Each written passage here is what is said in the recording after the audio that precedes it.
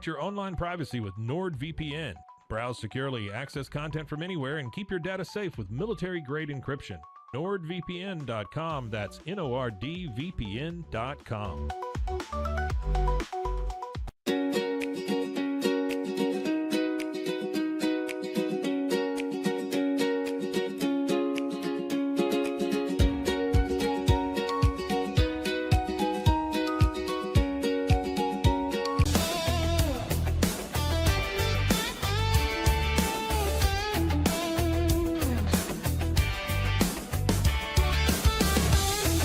Not just a glove, it's a 44 Pro. Crafted with dedication, made for performance, and built to last. Get your custom glove today at 44pro.com and experience the 44 Pro difference. That's 44pro.com, 44 Pro.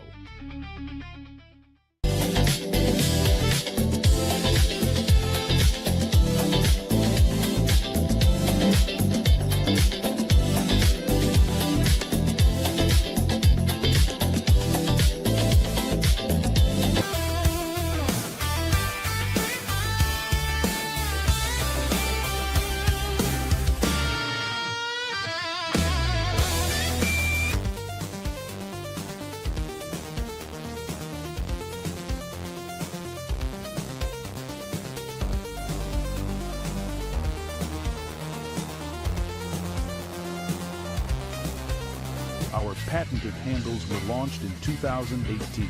We continue to push the boundaries of strength training. Join us in making your training more natural and effective. Visit Engels90.com to learn more and revolutionize your workout.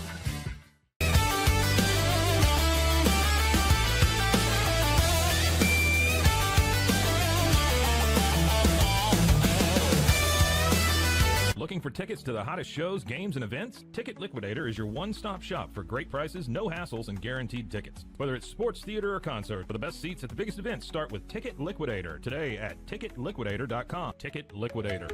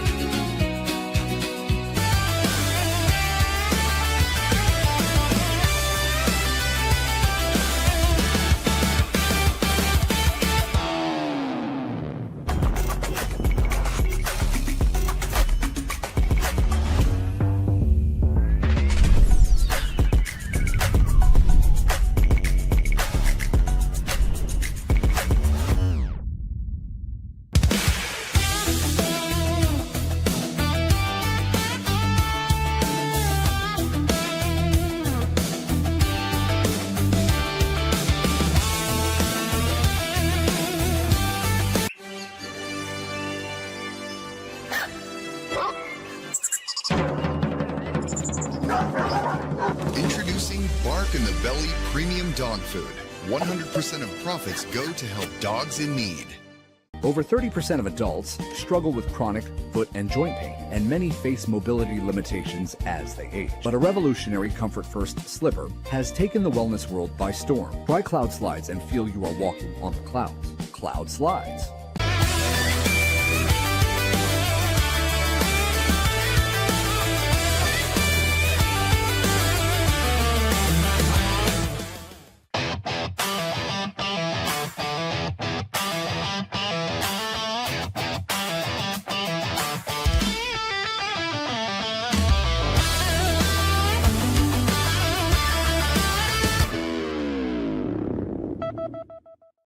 Here it is. Here we are. Wicked Boston Show with Cam Stuart on Rogue Media Network. Appreciate you guys tuning in. We're live on YouTube as we are every weekday, high noon Eastern time, and then available wherever you get your podcasts as well.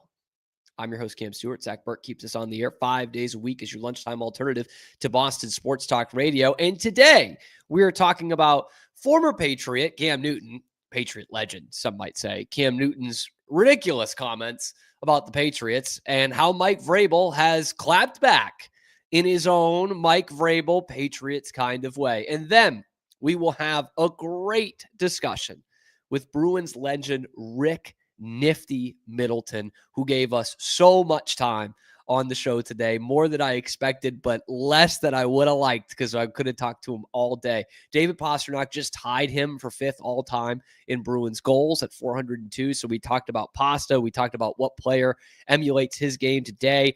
He tells a great story about how he won a gold medal with a sled hockey team in 2002 and the documentary that's coming out about that, and some good Don Cherry stories as well. All that and more coming up on this episode of the Wicked Boston Show. But we start where we start, and today it is with the Patriots, and it is with former Patriot Cam Newton.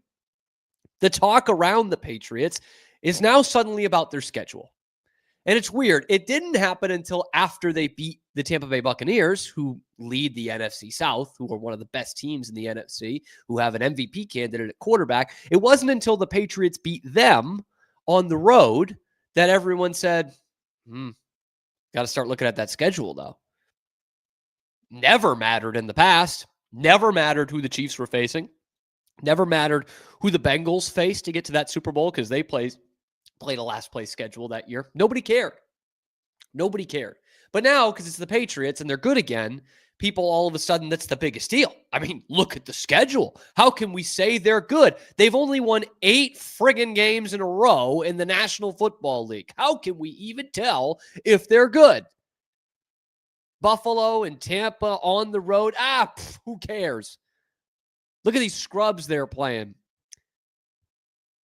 No one had it. No one said it about the Bills last year when the rest of the division was 17-34 and they played them 6 times.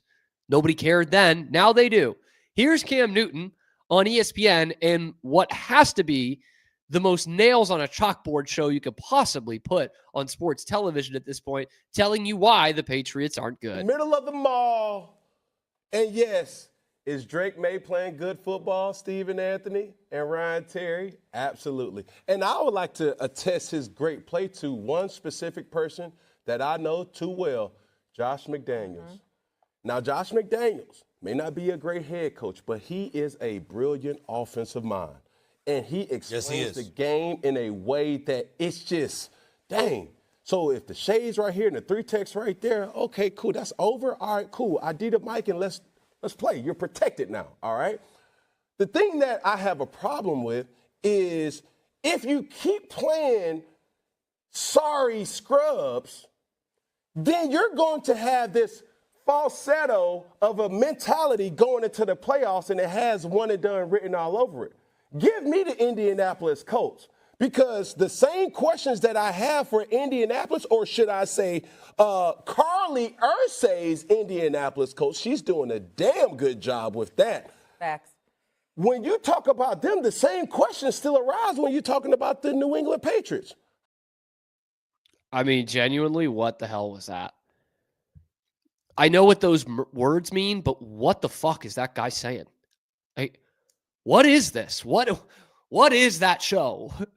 Oh, you said guys' middle names. Oh, man, he's great. This must have been, I don't want to make this a whole editorial about how far ESPN has fallen because plenty of other people have done that. But this has got to be ESPN salivating. This has got to be like calling up the number 1 prospect in baseball, Cam Newton. Oh, my gosh, did you hear? He said Stephen Anthony. Oh, wow. And he used some big words there. And look at what he's wearing. Oh, this is so perfect. He's a hot take machine. He doesn't have a brain in his head, and he's just going to spew off crap, and people are just going to say, yep, facts. Yeah, facts. Like, that's what sports shows are now, unless you come to the Rogue Media Network. Like, that's what it is. Because, again, all of a sudden, out of nowhere, for the first time really in my lifetime, we talk about it in college football all the time, but for the first time in my lifetime, this has become a thing of who have they played in the NFL. It's the NFL, man. What do you mean, who have they played? And, but the Colts are great. The Colts are so great with Daniel Jones and Carly Ursay. Yeah, they're so good. Yas Queen +1. Okay? The Colts have basically had the same schedule as the Patriots. They have both played the Dolphins, the Titans, the Raiders, and each time, and the Steelers. And they have the same record against those teams, except the Colts played the Titans twice, and they're awful. Colts beat the Dolphins, so did the Patriots. Colts beat the Titans, so did the Patriots. Colts beat the Raiders, which the Patriots didn't do, and they lost to the Steelers. like the Patriots, and they beat the Falcons just like the Patriots did. But they're good. They're fine. Well, of course, they've beaten two good teams. They beat Denver, one of Denver's 2 losses on the year, and they beat the Chargers. And if you look at that and you're Cam Newton, then it's just gravy. Like, you've nailed it. That would, of course, mean not looking at the fact that the Patriots have beaten the Bucs and the Bills on the road. Take away from that. But this is what I'm saying. Like, when did this become a thing? Cam Newton doesn't have a thought in his head, man. Like, what the fuck was that? And first off, I don't really give a shit how you dress. I know it was a big thing when he was with the Patriots. But how is my man not hot as hell in there? Studio lighting. He's got a felt hat. He's got a long sleeve dress shirt. He's got a cardigan and then a winter jacket over it. Can we tone it down a little bit just for, like, your safety here? But I'm telling you, ESPN loves that. Loves that. Just a guy in a fancy hat who calls people by their first and middle name. And we know Ryan Clark was about to say some really dumb shit after that.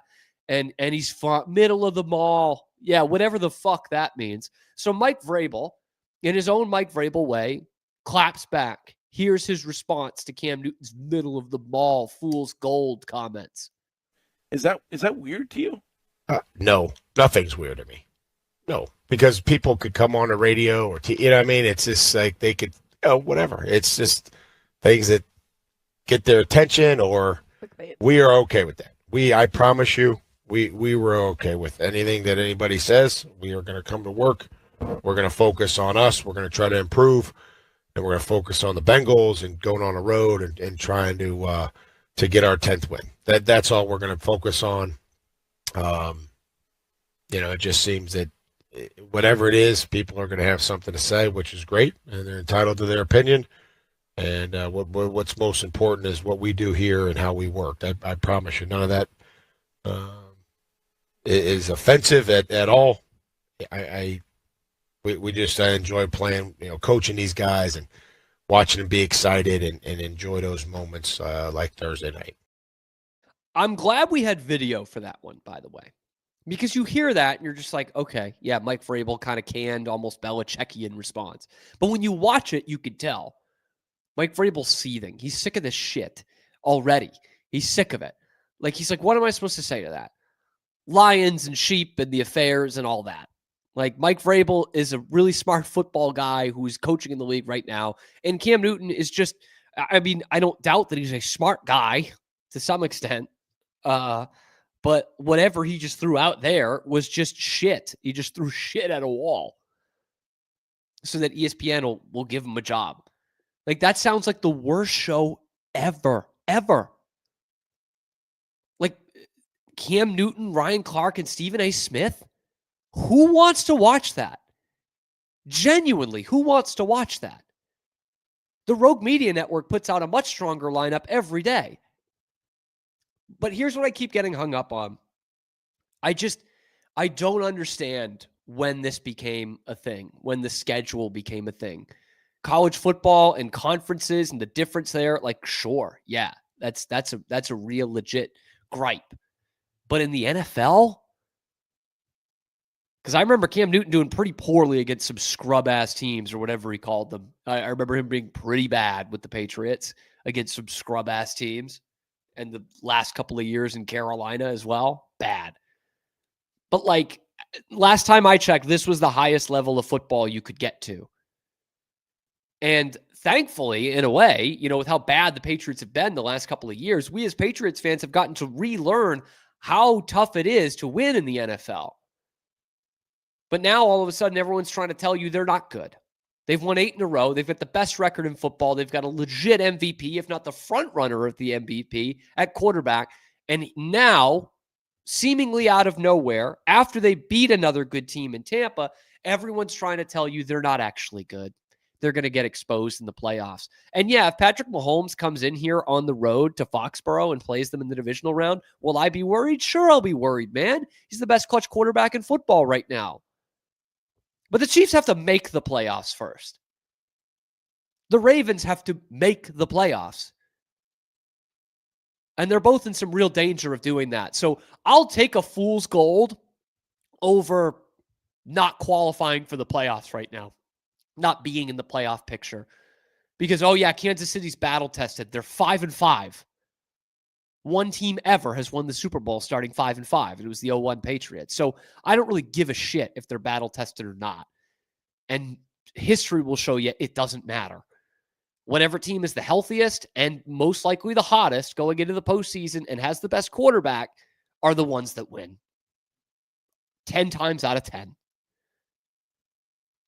So anyway, let me know what you guys think in the comment section below. Is it fool's gold for the Patriots? Is there any amount of money we could pay you to watch that show that Cam Newton was on right there? I guess that was First Take. Was there any amount of money they could pay you to watch First Take every day? Let me know in the comment section below. Be sure to like the video, subscribe to the channel, come at you live every weekday, noon Eastern time, and then wherever you get your podcasts as well. Your lunchtime alternative to Boston Sports Talk Radio right here on the Wicked Boston Show with Cam Stewart. When we come back, very special interview. Long interview, but a great one. Rick Nifty Middleton, one of the most underrated players in Bruins history, still has his number retired in the Garden Rafters, has some company on the Bruins all-time goal list. We're going to talk about David Pastrnak. We're going to talk about this Bruins team and the ones that he played for, playing for Don Cherry and alongside Wayne Gretzky on Team Canada, and how he led a team to the gold medal in sled hockey. It's an awesome, awesome interview that we've got coming up. It's Rick Middleton on the Wicked Boston Show with Cam Stewart next. Do you know about the 3 T's of Thanksgiving? Turkey for eating, table for gathering, and touchdowns for winning. With DraftKings Sportsbook, an official sports betting partner of the NFL, every touchdown could bring you closer to cashing in before dessert. And with DraftKings Sportsbook, all the action's in your hands. First touchdown, anytime TD, live bets. Every play, every snap, every game counts. Big plays, bold calls, and bragging rights. When the games get good, the bets get better. Here's the best part. New customers bet just $5, and if your bet wins, you'll get $200 in bonus bets instantly. When touchdowns happen, we feast. Download the DraftKings Sportsbook app and use code CAMSHOW. That's code CAMSHOW. Bet $5 and get $200 in bonus bets if your bet wins. In partnership with DraftKings, the crown is yours. Gambling problem? Call 1-800-GAMBLER. In New York, call 8778-HOPE-NY or text HOPE-NY 467369. In Connecticut, help is available for problem gambling. Call 8887897777 or visit ccpg.org. Please play responsibly. On behalf of Boot Hill Casino and Resort, Kansas, pass-through of per wager tax may apply in Illinois. 21 plus age and eligibility varies by jurisdiction, void in Ontario. Restrictions apply. Bet must win to receive bonus bets which expire in 7 days. Minimum odds required. For additional terms and responsible gaming resources, see dkng.co/audio limited time offer.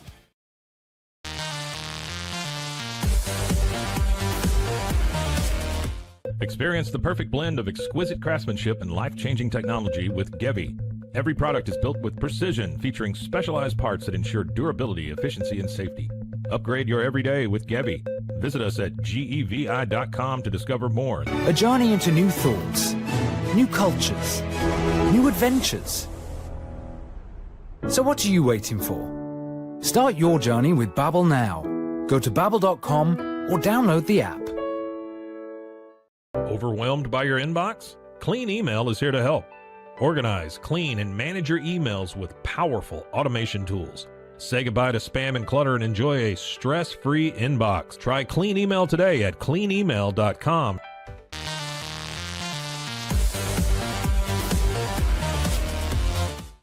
Better sleep, inspired by nature. Your back, hips, and shoulders will fall into perfect alignment in any position, meaning that you get deeper, more comfortable rest. Visit ecoterrabeds.com. Is your Mac running slow? Mac Booster 8 is your all-in-one solution to clean up 20 types of junk files. Get your Mac running like new again with Mac Booster 8. Visit macboost.net today. Tervis is all about staying hydrated. Each product is built to last and comes in endless designs to match your personality. Stay refreshed and express yourself with Tervis. Visit tervis.com today and find your perfect tumbler. The U-Like Air 3, launched in 2023, ushers in a new era of sapphire ice cooling technology, offering nearly painless hair reduction in just 3 weeks. That's ULIKE.com. U-Like.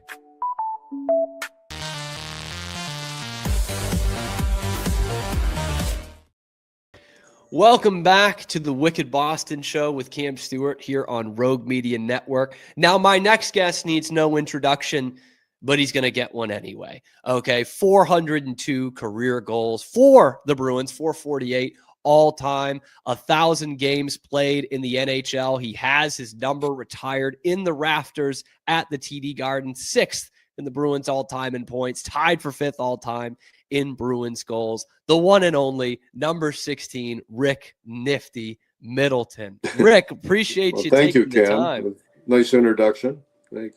I tried. I did my homework on that one. I tried to make sure we gave you the proper intro here. And the reason why I bring you on is I don't want to say it's a knock on you or anything because you had a heck of a career, but David Pastrnak has put you back in the news a little bit. You got some company next to you in the all-time Bruins goal rank. So last week, Pasta got to number 402, and you see Rick Middleton on all the graphics once again. Obviously, you had an illustrious career with the Bruins. What does it mean to you to see, not only Marchand a few years ago, but now Pastrnak approaching those numbers that you put up with the Bruins? Well, I think it's great. And the fact is, he's only 29 years old. I was 34 when I got to my 400th.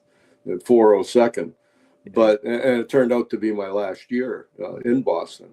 But no, I think it's awesome. So what happened was through the 90s and the 2000s, the Bruins never really kept anyone around all that long. Joe Thornton, 5 years, 6 years maybe, and it's tough to put up those points unless you're here at least a decade. So it wasn't until after the Stanley Cup year. He stayed, Bergie stayed for over a decade, and now Pasta. And then because they're such good players, they're able to put those numbers up. But I kind of like hung in there all those days because the Bruins never really kept anybody long enough to put those numbers up. So I was very lucky to remain in 4th, 5th for a long time. But now with those guys coming up, I'm starting to drop a little bit, but that's okay. That's like 30 to 40 years later.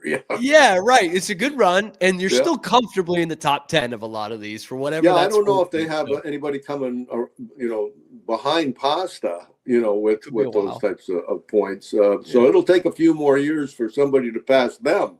Yeah, for sure. Yeah. And so kind of going off that, like, is it flattering that it took Marchand and Bergeron and Pastrnak, like these guys who are all Hall of Famers, to come and kind of approach your records? Is that a little bit more flattering? I would not really a record, but I would think if it was like me, you just play year to year, and your goal is to A, make the playoffs, B, go do well in the playoffs, and C, get to the Stanley Cup Finals and win it. I got there 3 times and lost them all, 2 to Montreal and 1 to Edmonton. So I wasn't, able to climb that mountain like Bergie and Marshy did, and that's what you focus on each year.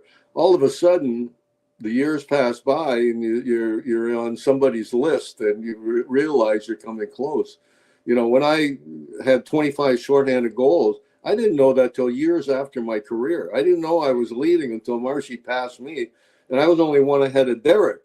But, they didn't really keep a lot of stats back in those days. Yeah. And if they did, they didn't advertise them a lot, Right. No NHL Network to watch after the game. So, now it's all about the stats, and it's in the news a lot. Yeah. Mm-hmm. And so I guess I'll ask this question, but the way you've answered the first 2 kind of tells me. But how much are you kind of following the Bruins these days? I know you've been involved. You were in Nesson. You did the alumni thing for a while. So you still keeping up with the Bruins? Oh, absolutely. Yeah. I like their team this year.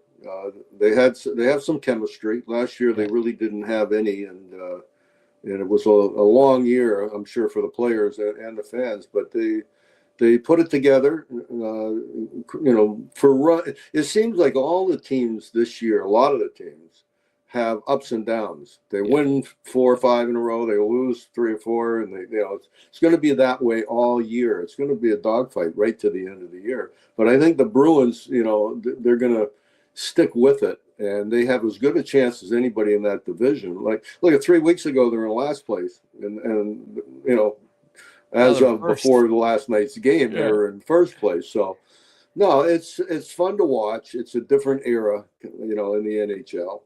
And I go to as many games as I can when I'm in town. So we're fortunate to have a nice alumni suite that the Bruins gave the alumni for doing so much work in the community over the years, starting with Johnny Busick, even before him. And it's been going on for a long time. I retired as president in 23, but Frank Simonetti took over, and they're still playing 30-plus games a year in the community. It's crazy. And it's an awesome event, by the way, for those who've never been to an alumni game. It is a real fun event. You guys came to my hometown, my small little hometown in Massachusetts a couple of times, and it's so great. Just about every little. I was going to say every nook and cranny. Yeah, any nook and cranny in New England. I think you guys have been there, and I think you've got the mile logs to show for it. Yeah. I did want to ask about, you said how much the game has changed, and even over the last, I'd say 7 or 8 years, like there's been a huge shift, and it's as skilled as it's ever been. It's as fast as it's ever been. You take away some of the physicality out of it. But I think this Bruins team is putting some more of the bumps and bruises into it a little bit. What do you make of the NHL in 2025? Well, still the bottom line is putting the puck in the net, or the biscuit in the basket, as they say, and the goalies are huge. I don't know how they do it, honestly. And there's no 5-hole. I said I couldn't play today because there's no 5-hole. That's what I always look for. And the speed of the game. And they're physical on every shift. There may not be as much fighting as there used to be. But every shift is a grind out there.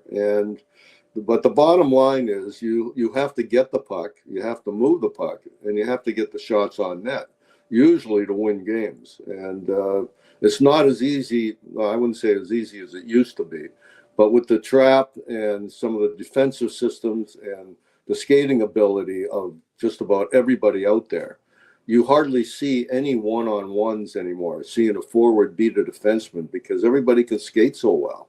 And with the new rules that you can't hold guys up and everything, the forecheckers are getting in there like lightning, just pounding the defense. The defense have to figure out how to move it. It's a different game. They got to think a lot quicker, and a lot of stick work. And with that stick work, you got to watch you don't cut somebody, because then you end up with 4 minutes in the penalty box. So, I don't know if there's when you practice certain things, and I don't know if they practice stick work anymore, but it looks like a lot of guys are very good with those sticks out there in not stripping the other team, the other player of the puck with the stick without knocking them over, Yeah. So you said in there, the 5-hole probably takes away some of those 448 goals for you, not having the 5-hole anymore. But how much do you think your play style would have played up against these guys right now? Well, I'd like to think, if I had the same training ability and skating that, I always relied on my skating. But what I liked actually back in the day with the little Boston Garden is, Barry Peterson would get me the puck at the right time. I like to slow the play down. So then the defenseman gets a little screwed up in the speed, and sometimes he gets flat-footed, and then it's easier to go around him. You can't slow the play down today. You got so much back pressure. So the guys back checking so hard that you got to just go straight through. And, if you have the ability to manage the puck, like the other night, Pasta scored a nice goal. He went around the defenseman, and luckily the puck hit his skate and popped up onto his stick. You need a little luck like that, because it's not always going to be a clean break around a defenseman. But I like the fact that he's trying it. Sometimes you earn your luck, right? What? Sometimes you earn that luck by skating around sometimes guys. You get knocked on your butt more often than not, But I said I only had one move, and if you keep doing it long enough, it works once in a while. Yeah. It worked a lot. We're talking with Rick Middleton, Bruins legend, Bruins great. And I did want to get into your career a little bit. You know, you dominated juniors, Oshawa Generals. I mean, that they produced quite a few good players in this league. And for those who don't know, you're taken in the first round of the NHL draft by obviously the New York Rangers. You were also taken top 25, but second round of the WHA draft. And this is at the time where the WHA is throwing out some money for more established guys, more so than prospects. But it's that time in the NHL where there's a choice. Was it ever a choice for you between the Rangers and the Fighting Saints? It never really worked out that way because I went first round of the NHL, and in NHL, everybody wants to play in the NHL. It was second round of WHA, the Minnesota Fighting Saints. And so the bargaining power really wasn't there. So I ended up getting a pretty good contract. In those days, it was a one-way for first-round picks. So I ended up, they asked, because the Bruins and the Rangers played for the Cup in 72, when I went to training camp in 73 for the Rangers, they still had a very good team, a Stanley Cup caliber team. So they asked me to go down to the farm team that said I needed some seasoning. So their farm team was down the road in Providence, Rhode Island. It was the Rhode Island Reds, Providence Reds. So I lived in Cranston, Rhode Island when I was 19 years old, playing the very first year in the Civic Center, the Duncan Center, whatever it's called now. And it was great, though. It was 1973, and the first time away from home, 19, and up with the Rangers for 2 years. Then I ended back up in New England. So life is strange. You never know. And I'm still here. Yeah. And here you are. You've stuck around. Thinking of those first, that first year or so, you said it's their first time away from home. Obviously, Greater Toronto area was where you had been. Well, usually you move out when you play junior, but my house in Toronto was only half an hour from Oshawa, so I lived at home during junior.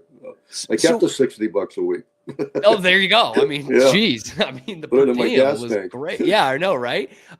So how was that then, that transition of your first time away from home? Obviously you're thinking you're going to play for the big club here to some extent, and then you're set down. It's your first time away from home. What was that experience like for you?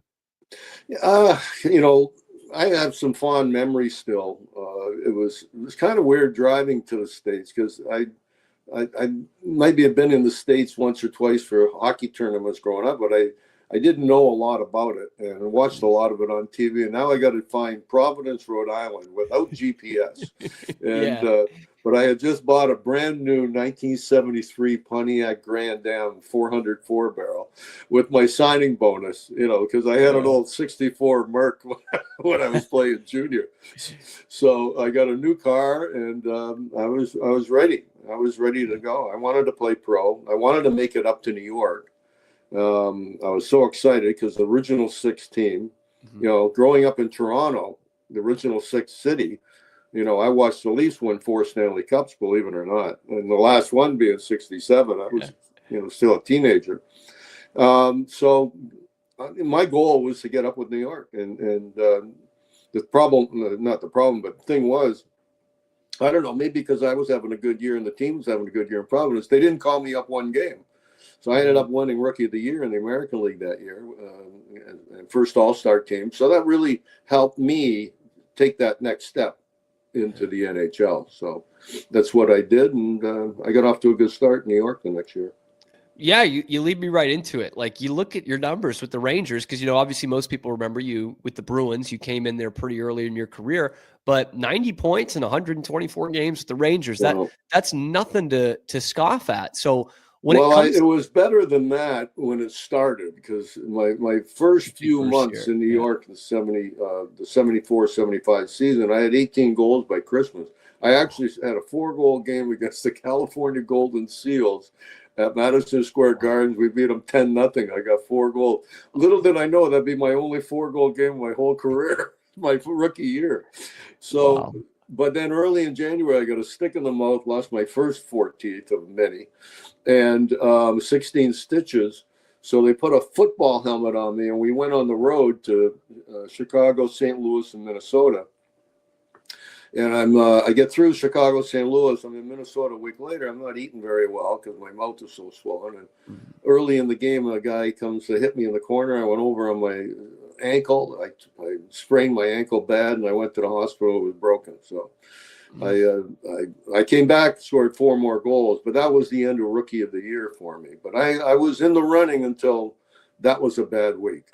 Yeah, that sounds like a tough week, Rick. It sounds like not a fun week. And the next year was the year of transition. The Rangers traded everybody, and that was the big year of the big trade with Espo and Brad Park and Ratty, for Rattel and Vadnais, which helped, and Derek Sanderson, which helped lead to me being traded to Boston. And it's a little longer story than we have to get into, but. Yeah, so I do want to take through like your reaction to it when you're not only just traded to the Bruins, you're traded for Ken Hodge. Right. And he's a big part of those big bad Bruins teams that won 2 Stanley Cups. And it's clear that the Rangers are kind of going older at that point, trying to kind of win now. So what was your reaction, not only hearing that you were going to Boston, but that, oh man, Ken Hodge is coming in return for me? Well, when it happened, I believe it the way it happened. Emile Francis, the GM that signed me with the Rangers, traded Brad Park and Jean Rattel for Espo and Vadnais, and he got fired. I think he got fired for that trade.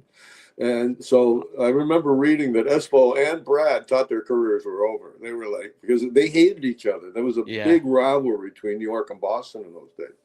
So when Espo got to New York, I actually got a chance to play on a line with Espo. It was a great honor. I did Phil Esposito from the 72 series against the Russians and everything. It was a huge honor, but the team never gelled that year. Only year I missed the playoffs in my career. And a few other things happened, but, because Espo got traded there and because an article that was put in the paper, I ended up in Boston. There was always that Boston tie. And luckily, if they were going to trade me, they traded me to a team that was always a perennial challenger for the Stanley Cup, where we didn't make the playoffs in New York that year. So nobody wants to be traded, but I got traded in May. So I had the whole summer to think about it. And I was thinking, let's see, Park and Orr on defense on the power play. That might be fun. Because Bobby was still on the team when I got traded. And unfortunately, he was gone in September when I got to training camp. And one of my biggest regrets, I never got a chance to play with him. Yeah, so no real summer program back then, right, in the NHL. So did you even you guys just walked off in September, right? I spent the summer. We used to live in Long Beach, Long Island. That's like Hampton Beach. Yeah, where I live now. And a quick funny story. Stayed in Long Beach all summer. I was 22 years old, right? And so now I got to find a lovely Holiday Inn in Worcester, in Fitchburg on Route 2 for training camp. And so I find the Holiday Inn, and first day I go on the ice with. I met Peter McNabb, who just got traded from Buffalo, Wayne Cashman, all these guys I played against, and skating around, just loosening up. And Don Cherry, I haven't met Don yet. Don was the coach in Rochester when I was in Providence in the American League. So we knew of each other, but we hadn't met. So Don comes over, takes his glove off, sticks his hand out, called me Ricky Boy. Hey, Ricky Boy, you're looking a little bigger. He says, you've been working out? I said, no, Don, just had a good summer.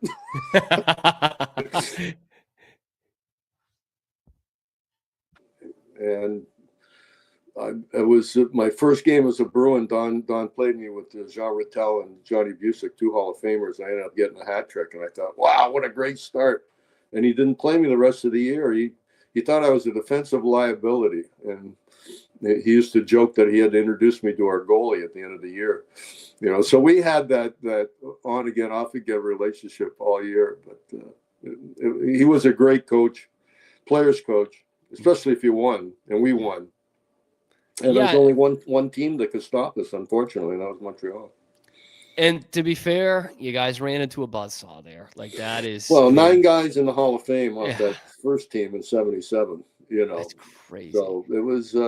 We didn't really match up well at all that year. '78, we won 2 games.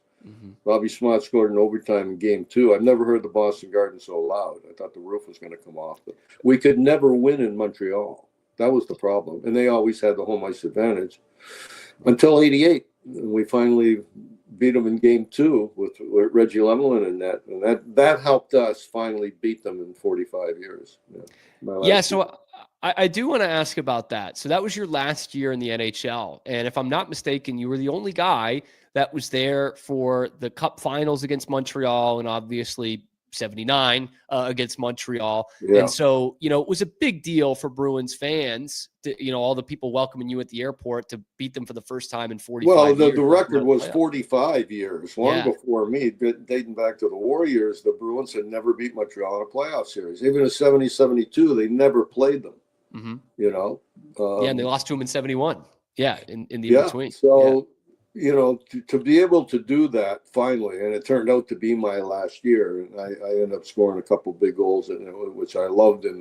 But I was the only player. Terry O'Reilly was the coach, and only him and I were the only two guys from those 70 teams that lost all those Stanley Cups to them, and then the too many went on the ice game. Yeah. So did that mean more to you guys? Did you have like a celebratory cigar off to the side? Like that must have meant so much to you guys who had been. Well, I mean, that. it was, but it wasn't the cut. That just got us to New Jersey and the semis, and then we won. The goal was to get to the Stanley Cup Finals. So it was great, but it wasn't our Stanley Cup. Turned out to kind of be mine, but which was awesome. But no, we just moved on to the next series. Yeah. I do want to ask about Don Cherry a little bit. So Sure. you've mentioned him a lot in your number retirement speech and some other things that you've talked about in the past. Of you guys did not always see eye to eye, but that you became a better player under Don Cherry. So Right. what was it like to play for Grapes, and what kind of power did Grapes have in the city of Boston at that time? Well, not only in the city of Boston, we would go on the road, and we were the biggest draw on the road, and because the press in the other cities would always seek him out the night before the game for a line or comment or whatever.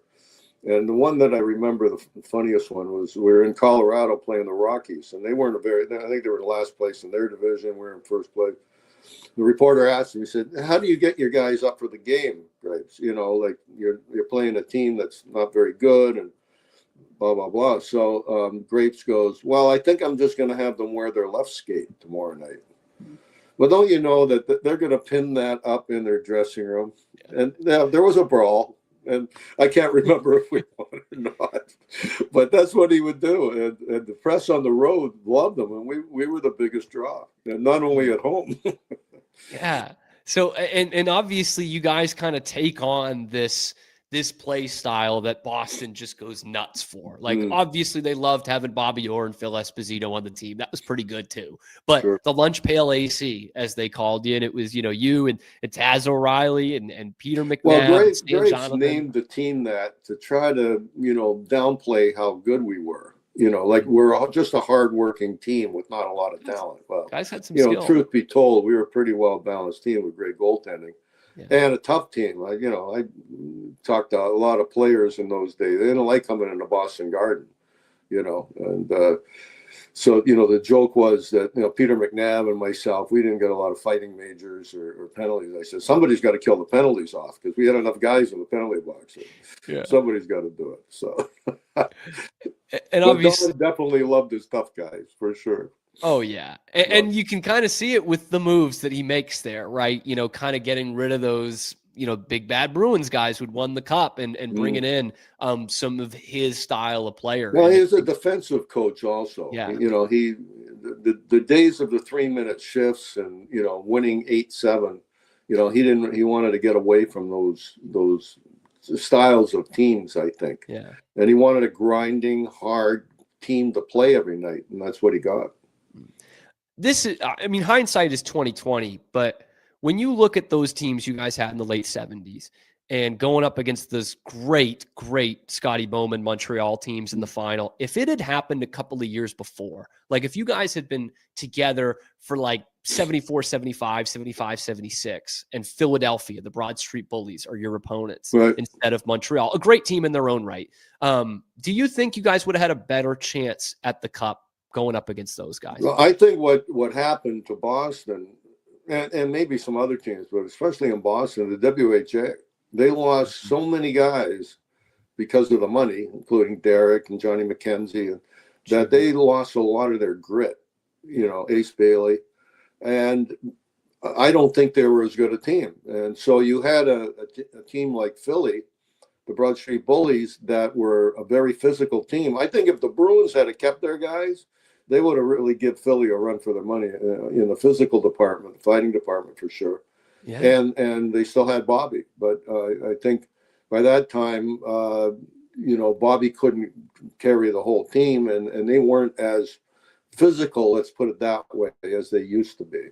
I'm not sure I would have ended up in Boston or even Don Cherry as coach if certain things hadn't happened along the way there. So it's funny how it works out. But the thing about the Broad Street Bullies, we played Philly in the semifinals in '77 before we played Montreal. And the first two games were in Philly in the Spectrum. And I hadn't played that regular all year. I dressed for every game, but I was never on like a regular line. So the score was tied after the game, and so we're in the dressing room getting ready for the overtime. And Don comes over to me and he leans down and he kind of whispers. He goes, "You're going to get the winner." So I look up at him in my normal sarcastic way. I said, "So I must be playing, right?" And he just scowled at me. And I did. I went out and I got the winner against Bernie Perrant in overtime. And Terry O'Reilly scored double overtime the next night and came home. We knocked them out 4 straight. And that was really the end of that Broad Street Bully team. They made a lot of trades after that. And they changed their team. But then we ended up losing to Montreal. But we were the best team in the league, and we just couldn't get over that mountain. Yeah. I do. Like I said, when you finish second, you never have reunions. Yeah. So unfortunately. Which is too bad. It's just too bad. And so, Don makes you a more complete player at an early part in your career. And then when he leaves, your points numbers take off even more. And you become kind of the face of the team with the Bruins. And I want to look back at 1984, because then you got to play on a line, or these guys got to play on a line with you, with Wayne Gretzky and Michel Goulet at the 84 Canada Cup. And it's one of the great teams ever assembled, and you're a huge part of it. Where does that rank for you in terms of your hockey accomplishments, hockey career, that 84 Canada Cup? If we go back just a little bit, at the turn of the decade, Barry Peterson came to the team, and Jerry Cheevers became the coach.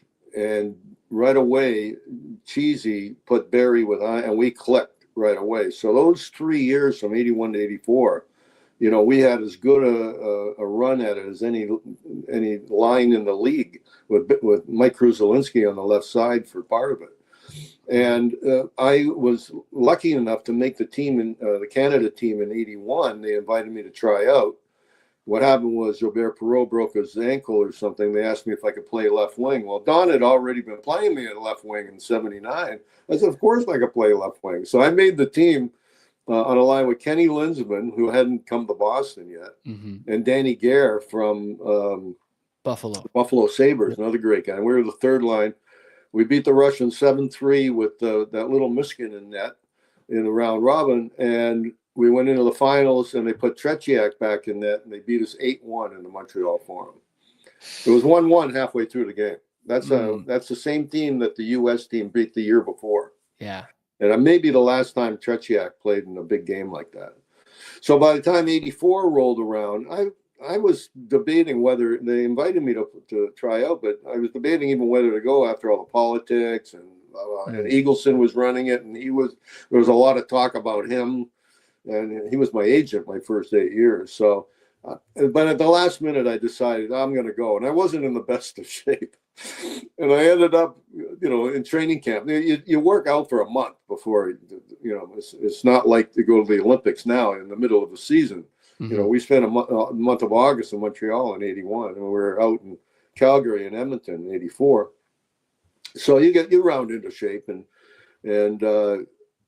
and then they put me on a line with Gretz, and I'm like, why didn't you tell me you were going to put me on a line? Because Guy Lafleur wasn't playing. I don't know if he was injured or I can't even remember now. But so Guy wasn't on the right side, and Mike Bossy was, but they put him on another line. So I ended up on the right side with Michel Goulet, who's in the Hall of Fame, great left winger, and we ended up winning it that year against Sweden. But it was awesome because. You know, I'm losing all the Stanley Cups and losing one Canada Cup. I finally won something. Yeah. You know, would you have been running a little bit extra in the offseason if they had told you beforehand that Gretz was going to be on the line with you? Oh, yeah. Which I did anyways. But because it was the end of July, early August, you know, it really hadn't geared up because in the 70s, you never worked out in the summer. Then things started changing in the 80s, and then you started working out, you know, getting a couple pounds off. But, you know, you're never that far from being in shape. And certainly, you know, it takes a while to get into game shape. And so, you know, by the time September rolled around in the Canada Cup, you know, I was ready to go. You know? Now, this was not your last stint in international hockey, as it were. 2002, something really interesting happens. A few years later. Yeah, a few years later, if we could flash up in time a little bit.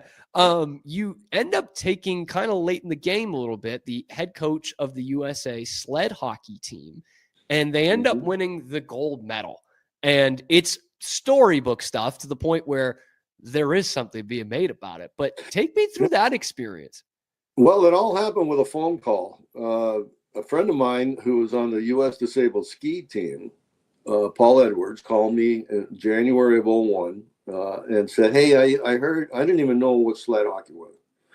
I heard the U.S. national sled hockey team needs a coach because they're going into the Paralympics next year in Salt Lake City, and their coach quit in the World Championships last year, and they're a mess. They never won a game in their history because Nagano was their first Paralympics. Never won a game in the World Championships. And he says, next breath, he goes, you do know what sled hockey is, right?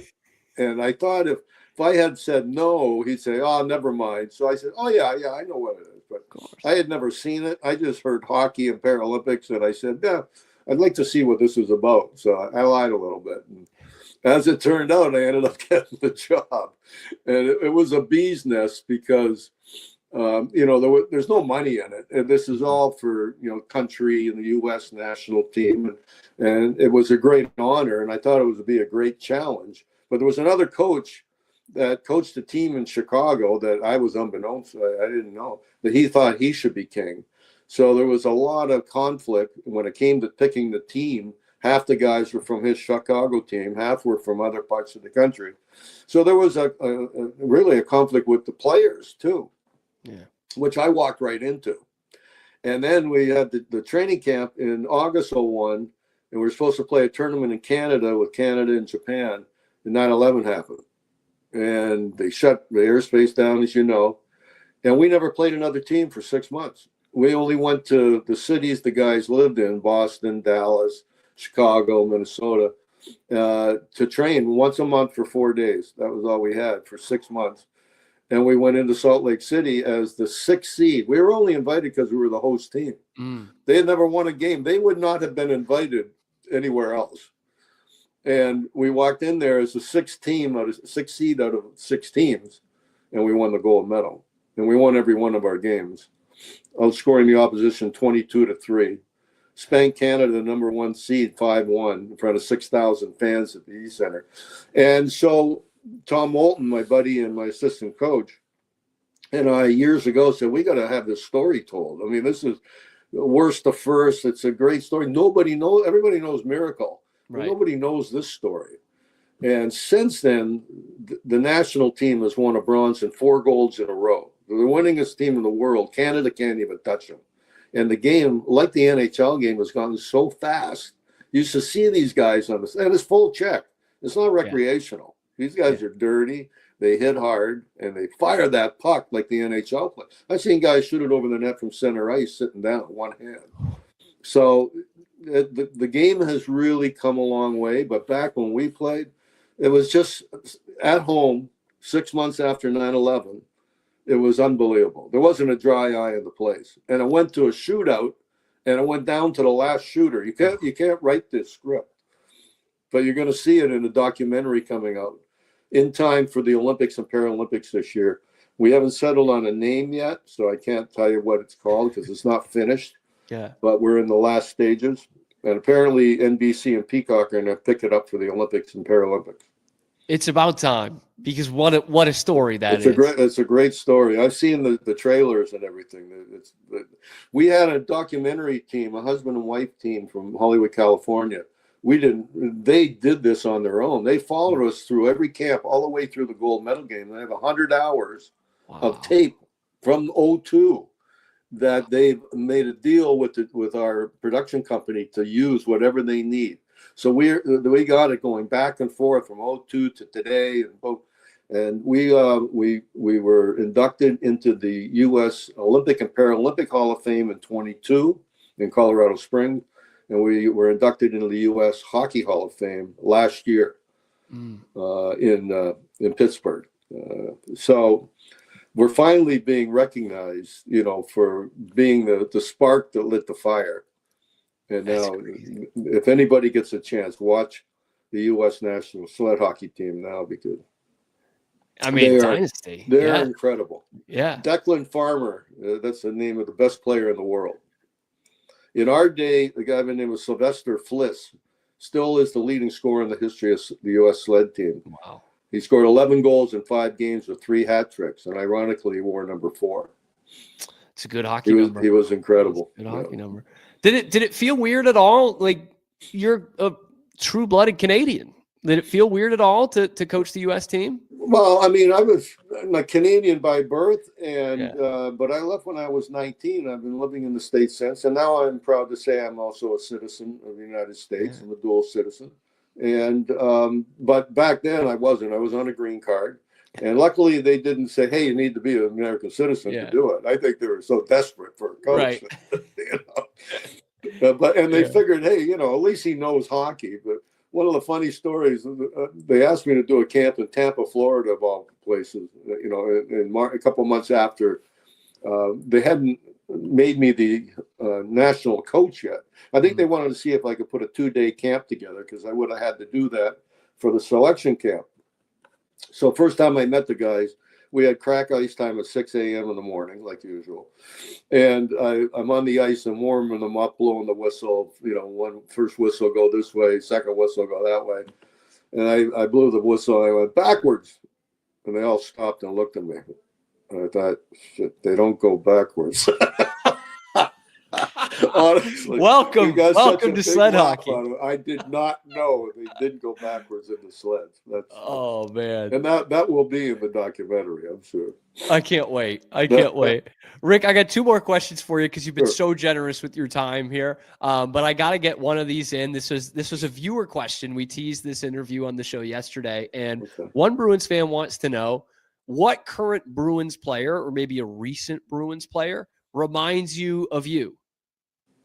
Oh, wow. Well, it can't be Pastrnak because he's got too good a shot. I never had the slap shot, And Marshy, especially in his early career, was, a little pugnacious, and that really wasn't my game. Good word for it, yeah. More of a smooth player. So as far as a player in today's game, for the Bruins, I got to think that maybe that Kazets, I can't even pronounce his name, Kazetsnov. Okay, Husnudinov. Yeah, because I did see someone the other day say there's a little bit of Rick Middleton in it. Yeah, he makes some nifty plays once in a while. Yeah, that's a little nifty guy. Every time Brick uses that name, my wife goes, "Oh yeah, he said nifty. He said nifty." I'm a big Husnudinov fan. He's got some moves in and out. He tries to get to the net instead of taking the shot from the outside. Yeah, yeah.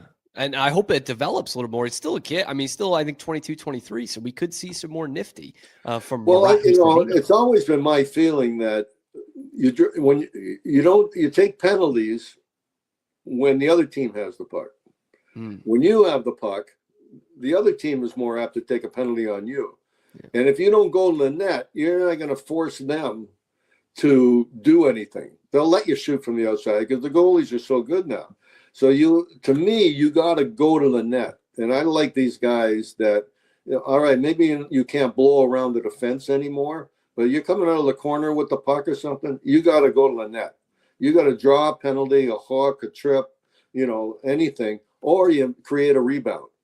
So I like the guys that go to the net, go to the dirty areas, like they call it, and make something happen. And he definitely does a lot of it. I like to do. Yeah. Because when I shot the puck, it didn't hit the back of the net. It just went over the line.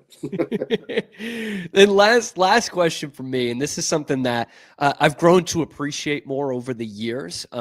We see it a lot with former Bruins players, former Red Sox players, Patriots as well, mostly. And my dad used to talk to me about it growing up, about how special it was that there were these great players that came from everywhere. They played in Boston. They got adored by the fans, and then they stayed here. And you obviously did that. A lot of, your people with the Bruins alumni, when you were the president of that, stuck around. Why do you think that is? Why do people stick around here? Well, it's a great area to, raise kids and put roots down and such. But back in our day, we didn't have a lot of free agency. I think you had to be 32 years old in hockey, in the NHL, to move, without any compensation.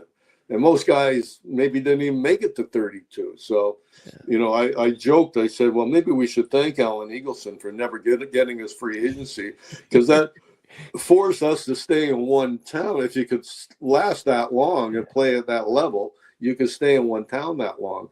And so I think the thing was in football too, in the 70s, you have I know a lot of them that are retired, Steve Nelson and stuff from the 70 Patriots teams that stayed in the area also. So, probably for the same reason. They were here a lot of years and they put roots down. They had families and they finished their careers here, or they just left for a couple of years and they came back.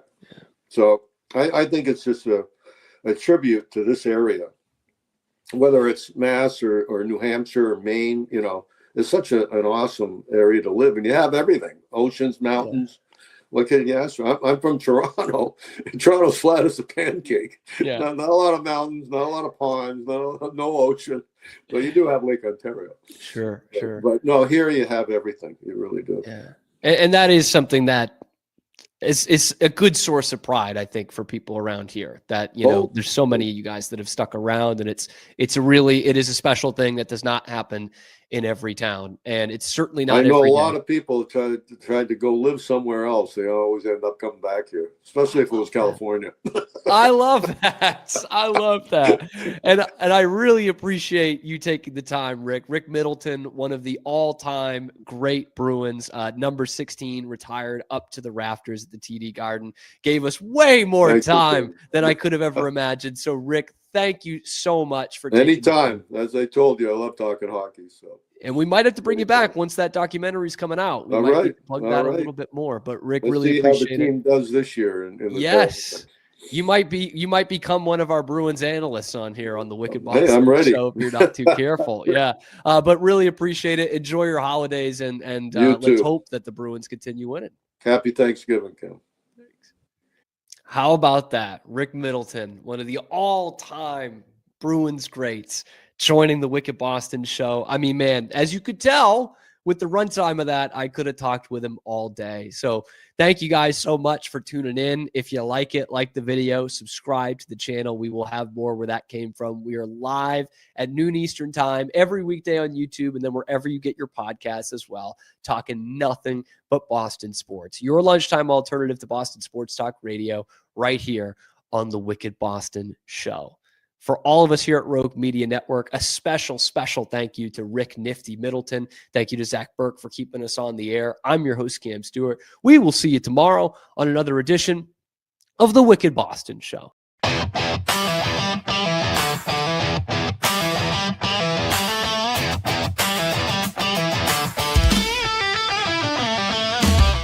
Relax with Hemp Delicious, Organically grown hemp, massively blended with delicious organic herbs, responsibly sourced for their holistic benefits. Each sip offers calming, antioxidant-rich wellness. Brewed just for you. Sip the calm with Hemp Delicious.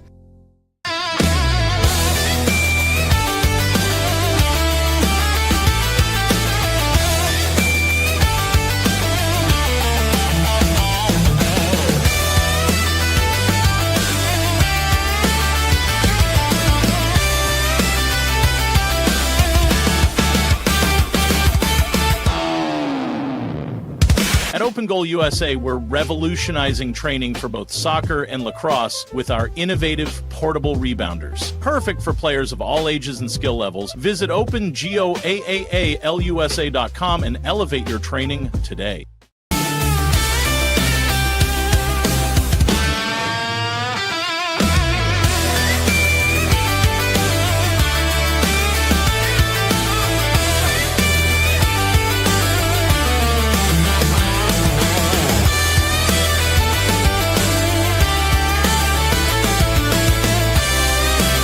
Farmhounds offers natural treats and chews made with quality products that support family farm, regenerative agriculture, and humane farming practices. Give your dog the best with wholesome, organic ingredients that promote health and happiness. Shop now at farmhounds.com.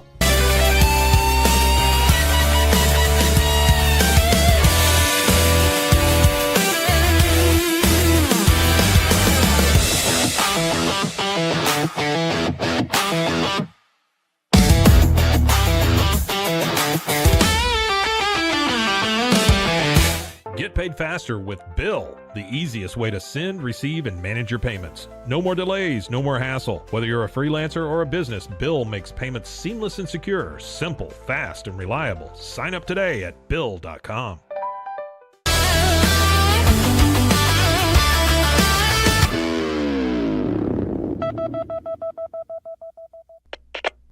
We